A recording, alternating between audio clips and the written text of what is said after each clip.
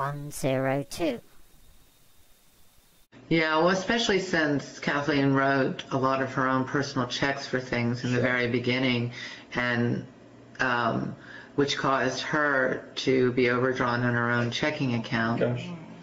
And then it kind of spiraled out of control after that, and she's still trying to catch up. We have a bit of bonus material here from Dianne Stoner.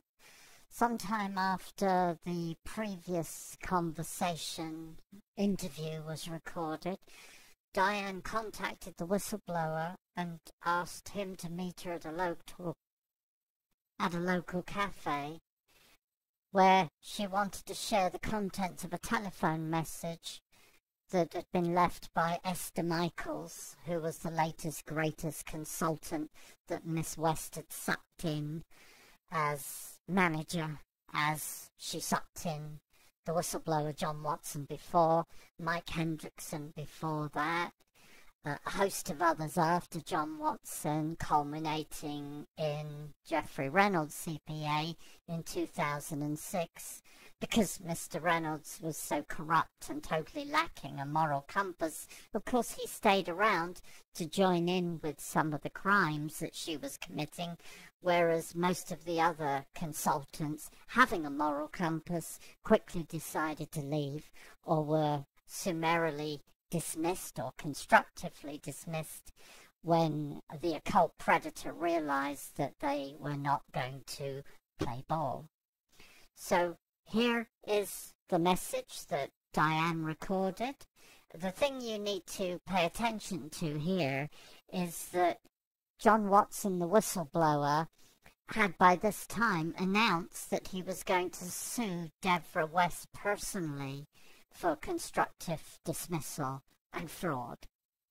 So the question you ask yourself is, why, if John Watson is suing Devra West personally, is Esther Michaels, Devra West, moving the charity's money around into different bank accounts? Well, I'll give you the answer to that. It's very straightforward. Miss West's money and the charity's money were the same thing. That is to say, the money came in as donations from the public and was put into the charity's bank accounts, but the Wests, that's Jack and Devra West, basically lived off the charity's bank accounts.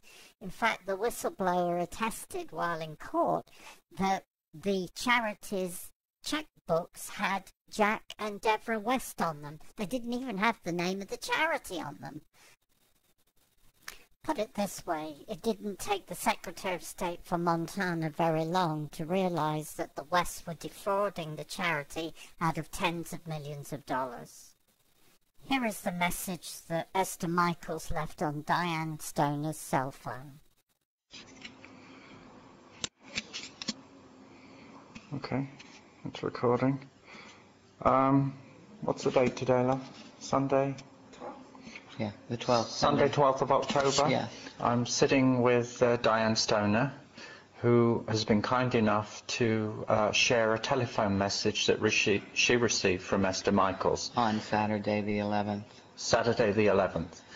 Do you just want to say something about the message before you, the circumstances, something to do with you leaving and the dry cleaning and... Yeah, I had left my resignation letter on Friday the 10th while Esther, Devra, Shirley, Lisa, and Danny were up at Flathead Lake. They were not scheduled to return until Saturday, October the 11th. So I wrote a resignation letter, and in the letter I put that I had dropped off some dry cleaning, about 15 items of Devra's, to the dry cleaners on Friday, as Devra requested. But in my resignation letter, I put that I was holding on to the receipt until I got my final paycheck because I had concerns about the financial situation up there. So Esther called back to let me know that they didn't want me to leave, that the financial situation wasn't like I thought, and that actually they had money in other places. And that's what this message is about. Okay, let's hear the message. Okay, I'm going to call in.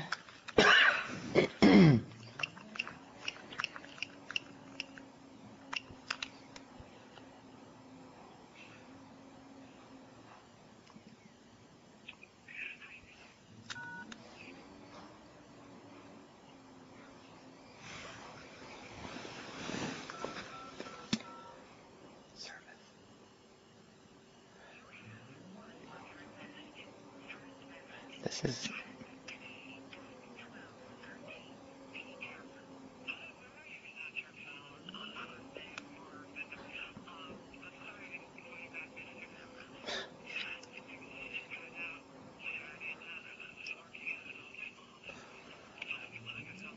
Hold on, it's a message.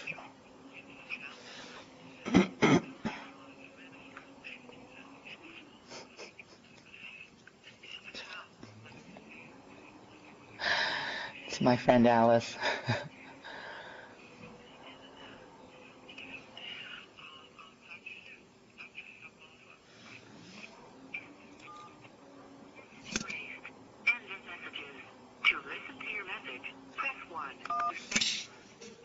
Saved message. Saved today at 9:34 a.m.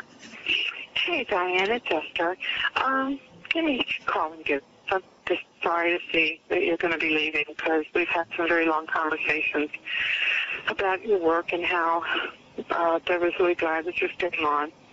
And there is money to pay you. It's just been money's placed in different places because of John Watson and because of a few other things. But give me a call when you have a chance to talk. Okay? Bye-bye. I'm really going to miss you, and well, okay, honey. Bye-bye. End of message.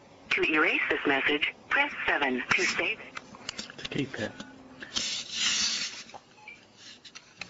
Do you believe that? Sounds perfect.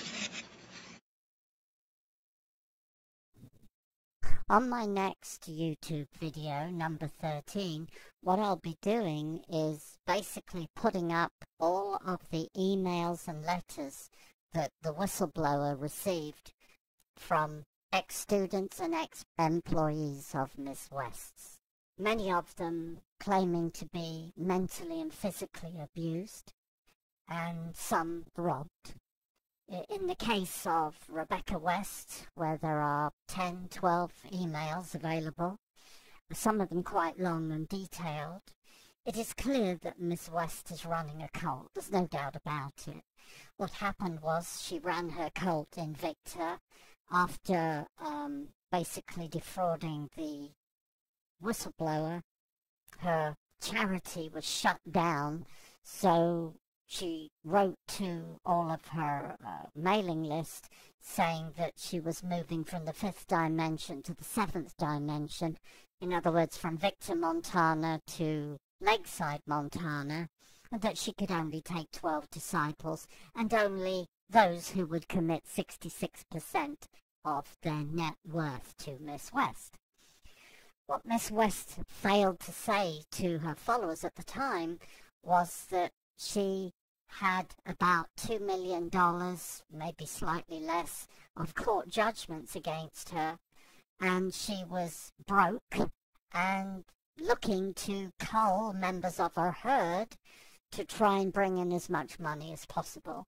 And as we know, this happened as soon as she got to Lakeside, in that she got tired of waiting for Dr. Cole to cough up most of her net worth, and so she extorted it from her, all of it, $1.3 million allegedly.